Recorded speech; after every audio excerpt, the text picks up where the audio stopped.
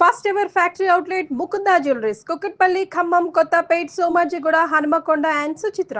నమస్కారం అమ్మా. నమస్కారం. అమ్మ, ఈ రోజుల్లో మానవ సంబంధాలకి నిజంగా అసలు వాల్యూ లేదా అనిపిస్తుంది కొన్ని కొన్ని సందర్భాలు చూస్తున్నట్లయితే. అసలు ఈ మానవ సంబంధాలు తెగిపోవడానికి కారణం ఏమై ఉంటాయంటారు?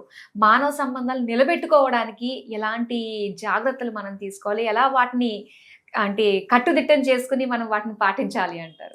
కట్టుదిట్టం ఇది చాలా ఇంపార్టెంట్. ఎలా అంటే బంధం ఏదైనా కానీ పిల్లలు తల్లి పిల్లలు కూడా పుట్టిన వాళ్ళ బంధం, ఈ బంధానికి మధ్యలో ఒక బాధ్యత అని ఉంటుంది. ఆ బంధం రక్త సంబంధం అయి ఉండొచ్చు, స్నేహం అయి ఉండొచ్చు, లేదా చాలా సంవత్సరాలుగా తెలిసిన వాళ్ళు అయి ఉండొచ్చు. ఆ బంధం మధ్యలో ఒక బాధ్యత ఉంటుంది. ఆ బాధ్యతని విస్మరిస్తే, అంటే ఆ బాధ్యతని వీళ్ళు యాక్సెప్ట్ చేయలేకపోతే, ఇద్దరిలో ఎవరైనా సరే అక్కడ ఏ సంబంధము ఉండదు.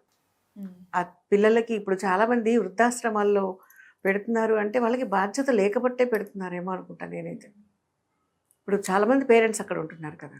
సో ఆ బాధ్యతతో కూడా ప్రేమ కూడా కూడుకున్నది అయి ఉండాలి కదా. ప్రేమ కనిపించట్లేదు. ఇంకా బాధ్యత ఉంటే ప్రేమ ఆటోమేటిక్గా వచ్చేస్తుంది. బాధ్యత ఫీల్ అయితే, ఇప్పుడు బాధ్యత ఫీల్ అయ్యారనుకో అప్పుడు నీకు అది అనిపిస్తుంది. ఇప్పుడు చాలా ప్రేమ నాకు మా అమ్మ నాన్న అంటే, కానీ తీసుకొచ్చి ఇక్కడ ఉండటం కష్టం, వాళ్ళని చూడాలంటే ఇబ్బంది అవుతుంది, లేదా మా ఎన్ని రకాల కారణాలు చెప్పుకోవచ్చు. తీసుకువెళ్ళి చాలా ఎక్స్పెన్సివ్ వృద్ధాశ్రమంలో పెట్టచ్చు. నేను ఒక వృద్ధాశ్రమానికి వెళ్ళినప్పుడు నాకు అనిపించింది, కోటీశ్వర్లు ఉన్నారు అక్కడ, వాళ్ళ పిల్లలు కోటీశ్వర్లు. వీళ్ళు ఎంత భయంకరంగా బిజినెస్ని డెవలప్ చేసి హ్యాండ్ ఓవర్ చేసేసి పిల్లల చేతిలోకి వెళ్ళిపోయింది. వాళ్ళు వెళ్ళి ఆశ్రమంలో ఉన్నారు. అక్కడ బాధ్యత ఏది? కనీసం బాధ్యత అంటారు కదా, కనీసం బాధ్యత లేకుండా చేశాడు అంటారు. అంటే కొన్ని కొన్ని పనులు చేసేటప్పుడు ఎవరినైనా క్రిటిసైజ్ చేసేటప్పుడు అక్కడ బాధ్యత కదా కావాలి. ఇప్పుడు ఇంట్లో గొడవలు అంటారు చూడు, గొడవలు అంటే లైక్ తల్లి పిల్లలకి, అంటే ఏదో ఒకటి నువ్వు ఎందుకు ఇలా చేసావనో, లేకపోతే నువ్వెందుకు అలా చేసావనో తల్లిదండ్రులకి పిల్లల మధ్యలో కూడా గొడవ వస్తుంది. కానీ ఆ గొడవతోటి బంధం తెగిపోదే. బంధం ఎందుకు తెగిపోవట్లేదు అంటే ఒకరి మీద ఒకరికి ఉన్న బాధ్యత. ఫ్రెండ్స్ మధ్యలో కూడా గొడవ వస్తుంది. ఫ్రెండ్స్ మధ్యలో కూడా ఒకరు చేసిన పని ఒకటి నచ్చకపోవచ్చు. ఫ్రెండ్షిప్ వరకే చూసుకోండి. ఎవరి పర్సనల్ విషయాన్ని ఇంకొకళ్ళ నెత్తి మీద రుద్దకుండా ఉన్నంత సేపు ఎలాంటి బంధము తెగిపోదు. ఆ బాధ్యత అనేది వదిలేస్తే అప్పుడు ఎవరికెవరికి బంధాలు ఉండవు. ఇప్పుడు మనం చూస్తాం, చీమలు, దోమలు, పక్షులు ఎంత కనెక్టెడ్గా ఉంటాయి. అవి నువ్వు చెప్పినట్టు మానవ సంబంధాలు ఆర్థిక సంబంధాలు అయిపోతే బాధ్యత ఎక్కడ ఉంటుంది? నీ దగ్గర డబ్బు ఉంటే నువ్వు నాకు తెలుసు, లేకపోతే నాకు తెలియదు. అది మనం చూస్తూనే ఉన్నాం. ఒక అంటే అందరూ అలా లేరు, అందరి గురించి అలా మాట్లాడకూడదు, బట్ 70% అట్లాగే ఉన్నారు. ఇప్పుడు ఎవరైనా ఈ టాపిక్స్ ఎందుకు వచ్చాయి? మంచిగా ఉన్న వాళ్ళ గురించి మాట్లాడకూడదు. అది వాళ్ళ బాధ్యతగా వాళ్ళు చేయాల్సిన ధర్మం వాళ్ళు చేస్తున్నారు. దాని గురించి చెప్పాల్సిన అవసరం లేదు. ఒక తండ్రిగా, ఒక తల్లి, ఒక పిల్లలు, లేదా అన్నదమ్ములు, వాళ్ళ బాధ్యత వాళ్ళు నిర్వర్తిస్తున్నారంటే వాళ్ళ గురించి గొప్పగా చెప్పాల్సిన అవసరం లేదు. పక్క వాళ్ళు ఎవరు మాట్లాడుకోరు. అదే చిన్న తేడా వచ్చి ఎవరిని వదిలేసినా ఎక్కువ మాట్లాడుకుంటారు. ఎందుకంటే అది చేయకూడని పని కాబట్టి. ఇప్పుడు బాగా చదువుతున్నారు ఎవరైనా, అబ్బాయి బాగా చదువుతాడు, అస్సలు చదవకుండా రోడ్డు మీద గాలికి తిరిగి పిల్లలు ఉంటారు, వాళ్ళ గురించి ఎక్కువ మాట్లాడుకుంటే వాళ్ళ పని చేయకూడదు కాబట్టి. ఇప్పుడు ఈ టాపిక్కి మనం మాట్లాడుకోవాల్సి వచ్చిందంటే అక్కడ ఎక్కువ మంది ఆ స్థాయిలో ఉన్నారు కాబట్టి. ఏదన్నా అన్నా కూడా ఇప్పుడు సరే అన్నది మన వాళ్లే కదా, ఏం పోయింది, మనం మళ్ళీ తిరిగి మాట్లాడదాంలే, కలిసిపోతాం అన్నది చాలా మంది దగ్గర కనిపించట్లేదమ్మా. అదే క్షణికావేశం, ఈగో, అది చాలా ఎక్కువైపోయింది. అది మన వాళ్ళు అన్న వాళ్ళ మధ్యలో కూడా ఈగో చాలా ఎక్కువైపోయింది. అంటే మాట పట్టింపులు వచ్చి బంధాన్ని తెంచుకునే అంత స్థాయికి మనుషులు దిగజారిపోయింది. ఇప్పుడు మాట పట్టింపు అంటే చెయ్యకూడని పని చేసినప్పుడు, అవసరం లేదనుకున్నప్పుడు, అసలు దీనివల్ల మనం జీవితంలోనే నష్టపోతాం అనుకున్నప్పుడు వదిలేయచ్చు. ఇప్పుడు ఒకళ్ళ వల్ల మనకి జీవితం నష్టపోతాము అనుకున్నప్పుడు వదిలేయచ్చు, తప్పులేదు. కానీ చీటికి మాటికి చిన్న చిన్న గొడవలు అందరిలోనూ ఉంటాయి. ఇది ఎవరిళ్ళలో ఉండదు. Nobody is yours most obediently and yours most lovingly, including husband and wife. నేనైతే అదే చెప్తాను. అంతే, ఏదో ఒక ప్రాబ్లం వస్తూనే ఉంటుంది మనిషి అన్నాక.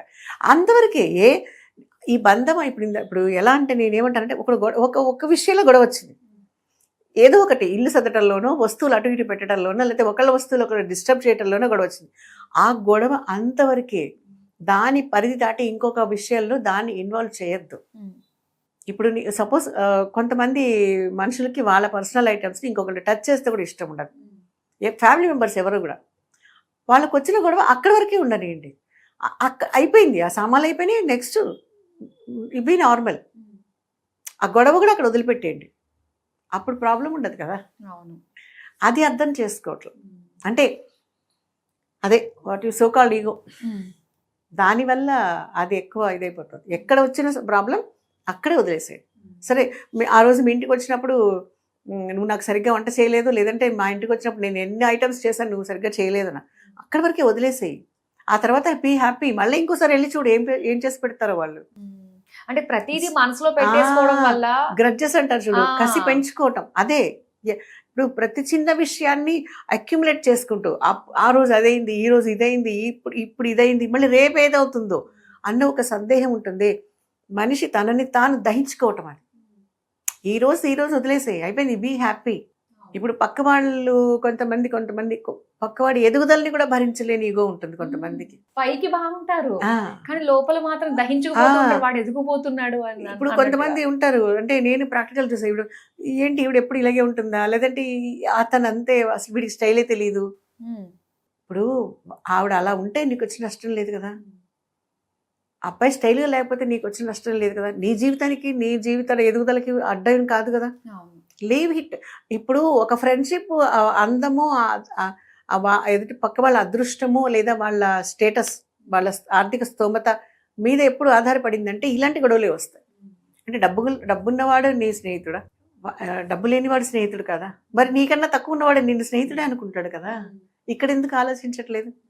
అలాగే మళ్ళీ వైఫ్ అండ్ హస్బెండ్ లో కూడా, వైఫ్ హస్బెండ్ కి తగినట్టుగా తను చెప్పింది చేయనట్టుగా ఉండకపోతే వాళ్ళిద్దరి మధ్య దూరం పెరిగిపోతుంది, డివోర్స్ వరకు దారి తీసేస్తూ ఉంది. సో ఈ బంధం కూడా చాలా అంటే తెంచితే తెగిపోయే అన్నంత ఈజీగా ఉంది. ఒకళ్ళ మీద ఒకళ్ళకి నమ్మకం ఫస్ట్ మెయిన్ థింగ్. ఏ మనిషి అయినా, అది ఎవరైనా కానీ, ఇప్పుడు పిల్లలు తల్లిదండ్రులు పిల్లలు అవ్వచ్చు, హస్బెండ్ అండ్ వైఫ్ ఎవరైనా ఉండొచ్చు. ఒక మనిషి మీద నమ్మకం ఉండాలి. ఇది ఒక రియల్ ఇన్సిడెంట్ చెప్తా నేను. మాకు ఒక ఆవిడ రోజు స్కూల్కి వచ్చినప్పుడు ప్రతిరోజు ఆవిడ మా హస్బెండ్ ఎప్పుడు చూసినా క్యాంప్కి వెళ్ళిపోతున్నారు, మా హస్బెండ్ ఎప్పుడు చూసినా క్యాంప్కి, ఆ ఉద్యోగంలో క్యాంప్కి వెళ్ళాలి, అందువల్ల అతనికి ప్రమోషన్ వచ్చింది.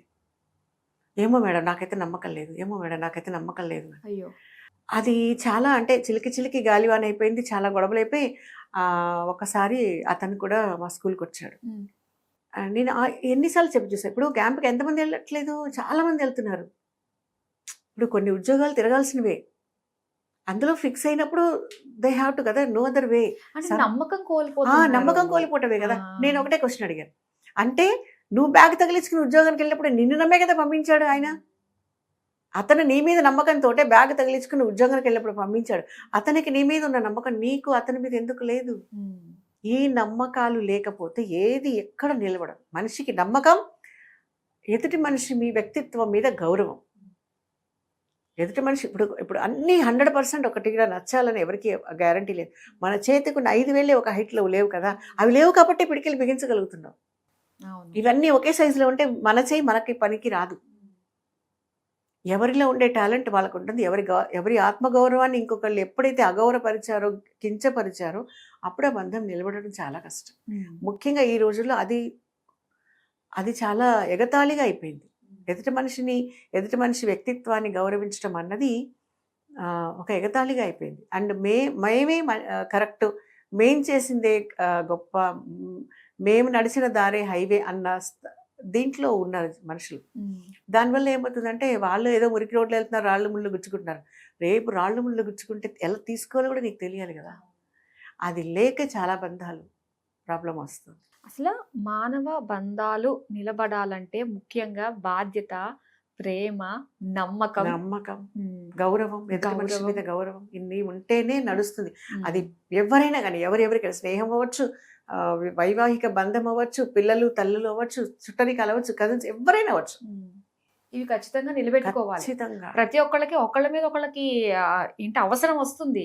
ఇలా విడిపోతే ఇంకా ఎప్పుడు కలిసి ఉంటామో, ఎప్పుడు అనుకున్నది చేస్తాం. Man is a social animal అన్నాడు కదా. సొసైటీలో ప్రతి వాళ్ళతోటి ఒక అవసరం ఉంటుంది. అవసరం లేకుండా ఎవరి మీద బతకలేదు.